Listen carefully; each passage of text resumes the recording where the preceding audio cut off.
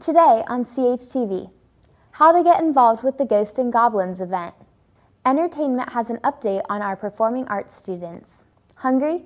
We check out the best burgers for National Cheeseburger Day. CHTV starts right now. Good morning, everyone, and welcome to our second edition of CHTV. My name is Morgan Mace. We're glad to be back on the air in this unusual time. As we get back to the new normal, more and more events are being put on. One such event is Ghosts and Goblins. Let's see what CHTV's Mitch Taylor learned about this popular event.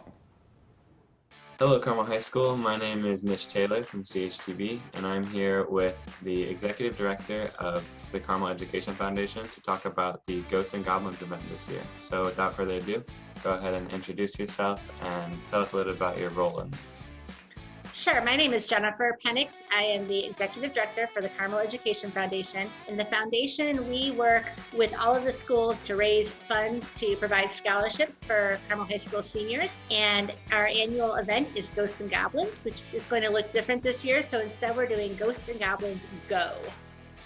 So this year, when will Ghosts and Goblins be taking place, and how will it be altered to respect the restrictions of COVID? So what we have done is we are doing what's called Ghosts and Goblins Go, or GG Go. And what this is an opportunity for everybody to go out and go do something that is fun for you. And that will happen it's a 2-week event. So there's between October 23rd and November 8th is when Ghosts and Goblins Go will be live. So we are hoping that students will get on our website and register. It's a $10 donation to register, or if you've got a group of people, it's $40 for a group of people up to 6. So once you register, you will have access to a bib to go ahead and celebrate who your favorite superhero is within Carmel Clay Schools, and you'll also have access to a scavenger hunt. And finally, is there anything else that you'd like CHS to know about the Ghosts and Goblins Go activity this fall? We appreciate the participation that we get particularly from CHTV, WHJE, our National Honor Society students help the foundation tremendously. When we want to give back, we want to find opportunities and provide experiences for all of our high school students to get involved in fun activities so that we can continue to support you. So we appreciate you. Perfect. Well, thank you so much for taking your time to tell us about the Ghosts and Goblins Go activity this fall. And for you guys at school or at home, be sure to take part in this event and have a great day. Bye. Bye. Thank you.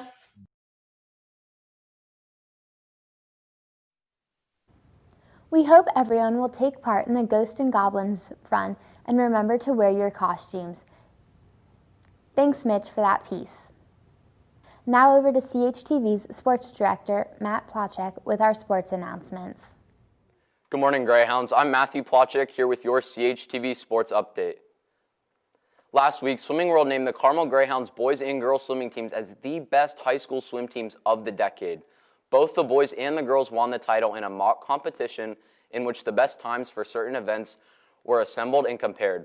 Now, with the Tokyo Olympics pushed back to 2021, Carmel is trying to send their first Olympian to the Summer Games.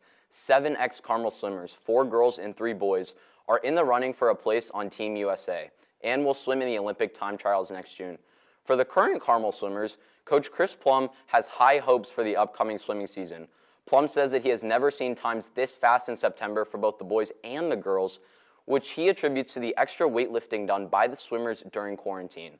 Although we will have to wait and see just how fast the Hounds are this year, Coach Plum's words bode well for the quest for 2 more state championships. In college basketball news, the ACC has proposed a new structure for the March Madness tournament, which includes all 346 Division I teams. The updated format, which would increase the number of games from 67 to 345, is the brainchild of the coaches in the ACC, including Duke's Mike Krzyzewski as well as Syracuse's Jim Boeheim. Despite being a novel idea and an interesting way to include even the smallest schools across the country, the actual logistics of the tournament are insane. Imagine having to test over 8,000 players for coronavirus. Would every game be on TV? How would the bracket challenge work? Are fans going to be allowed? The NCAA has already come forward and said they would prefer to keep the 68-team tournament that we are accustomed to. Perhaps we could see the ACC version of March Madness in the future when there is a coronavirus vaccine. That's all I have for your sports update today. Let's send it back over to Morgan at the host desk. Thanks, Matt. Next up with our entertainment update, CHTV's Hallie Reeves takes a look at Carmel's Performing Arts program. Hello there, Greyhounds. My name is Hallie Reeves. Today we will be discussing this year's Performing Arts plan for how concerts and events will look like due to COVID-19. Carmel Choirs is known for their spectacular shows, including their fall concert, holiday spec, ear candy, and so much more. As of now, they will be performing their fall concert on October 10th, but each choir will have a specific performing time to be able to social distance and sanitize sitting areas. Our fantastic band has canceled their competition season for this year, but will continue to practice and try to perform.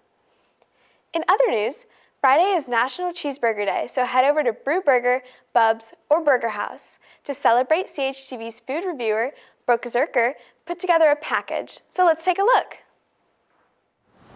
Hello Greyhounds, my name is Brooke Zurcher and we're back with food reviews.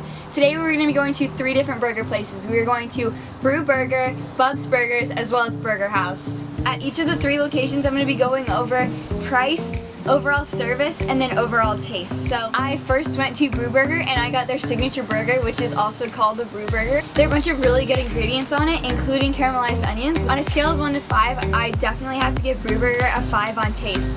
Everything went together really well. The next category is cost, so I think on a scale of 1 to 5, it definitely have to be a 3 out of 5 just because it is on the more expensive side. However, I think that the quality of the food with the cost is really good. And the last category is service. When I went to pick up the burger, everyone was very nice and they also made sure that I had everything that I needed. Definitely service is a 5 out of 5. The next location that I visited was Bub's Burgers. So taste, since I've been going to Bub's for such a long time, I definitely have to give Bub's a 5 out of 5. So the next category we have is cost. So Bub's is on the cheaper side, so I'm gonna have to give it a 4 out of 5. The last category for Bub's is service, so I definitely have to give Bub's a 5 out of 5 on their service. I spoke to a Carmel High School student right outside of Bub's. Let's hear what he has to say.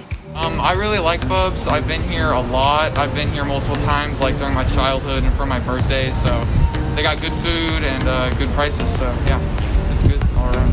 Our final location for the day is Burger House. So the first category is taste. So we give Burger House a 4 out of 5 just because I really enjoyed the taste of the burger overall, and I definitely think that everything goes together really nicely. Second is cost. So Burger House was on the cheaper side, so I'm going to give it a 4 out of 5. So the last category is service, and I'm going to have to give them a 5 out of 5 because everyone was very, very polite. So for the overall rankings, I definitely think that the place with the best service was definitely Burger House.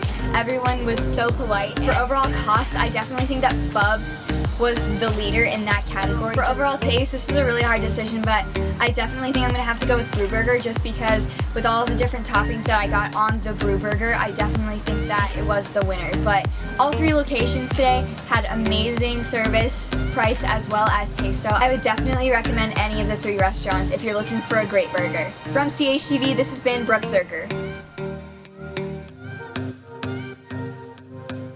Good morning, Greyhounds. I'm Kirby Biggs with CHTV with this week's weather update. Starting off on Monday, we have a high of 76 and a low of 51. On Tuesday, we have a high of 77, so if you plan on attending the boys soccer game, keep in mind the sun sets around 7:50, so you will be facing the low of 52 degrees. On Wednesday, we have a high of 89 and a low of 59 degrees. Then on Thursday night, we have a high of 78 and a low of 53, with a chance of rain in the morning.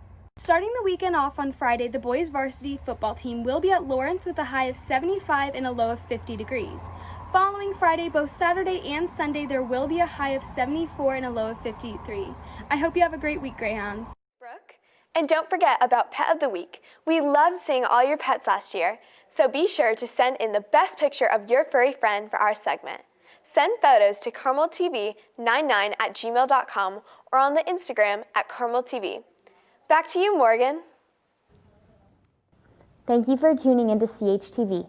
Make sure to check out our social media pages to stay up to date on all things CHS.